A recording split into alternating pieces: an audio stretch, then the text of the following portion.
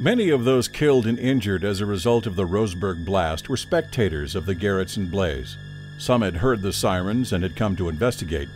Others were merely on their way home from work or a late night out with friends. Carol Miracle was training as a restaurant hostess at the Umpqua Hotel that night and was on her way home from work, walking with her friend Bonnie Jean Berg, when they stopped to watch the Garretson blaze. As the two young ladies resumed their walk home, Miracle heard a sizzling sound and instinctively dropped to the ground, curling up into a ball, a move that would save her life. As the thrust of the explosion hit, she was blown 150 feet down the street, her dress and shoes ripped from her frame, her body covered in blood. Miracle was discovered by Fred Siles, a local mill worker who had seen the fire and driven the short distance from his home to watch it up close. Siles had barely parked his car when the blast hit, carrying him 50 feet and through a plate glass window of one of the car dealerships in the downtown area.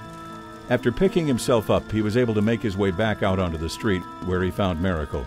Siles helped her to his car and drove her to the hospital, where she learned the extent of her injuries. She had been able to successfully protect her face, but the rest of her body had been pelted by shards of flying glass and metal fragments. She would spend hours in surgery and several days in the hospital on the critical list, but she would survive.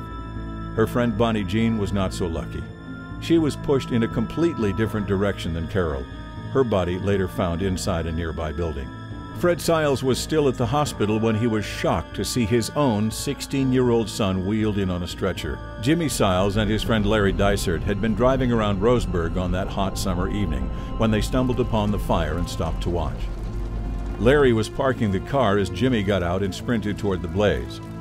Larry would only get a few steps from the car when the explosion knocked him down, ripping the shoes from his feet. He would come away with only bruises. His friend Jimmy wouldn't be so fortunate. The blast had driven a 3-inch bolt into the base of his skull.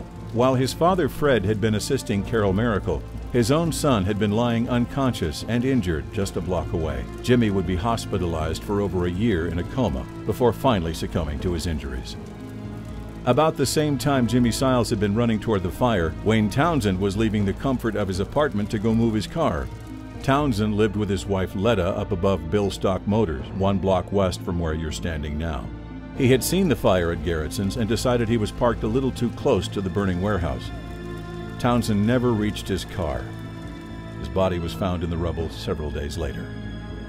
The Hanson Motors building, located directly across Stevens Street from where you're standing right now, was one of the businesses hardest hit by the blast. Nearly half of the Hanson car dealership had been destroyed, and the other half would require extensive repairs. The Hanson family would relocate the business temporarily during the rebuilding and repairs, eventually returning to the same corner where they've conducted business for over 30 years prior to the explosion. The Shell service station catty corner from where you are now would be totally destroyed by the blast. Like so many other oddities resulting from the shockwave, the building was a complete wreck, while the pumps out front appeared to be unscathed. Directly to the right across Oak Street was Powell Motors, another car dealership in the path of the destruction. 19 new cars at Powell were totaled, damaged by the concussion and blast debris. The dealership would have to be razed as well. An additional victim of the blast, the motel you see, would be constructed in its place. The immediate damage from the blast, in terms of casualties and collateral damage, was monumental. But another potential catastrophe for this already devastated city was waiting in the wings.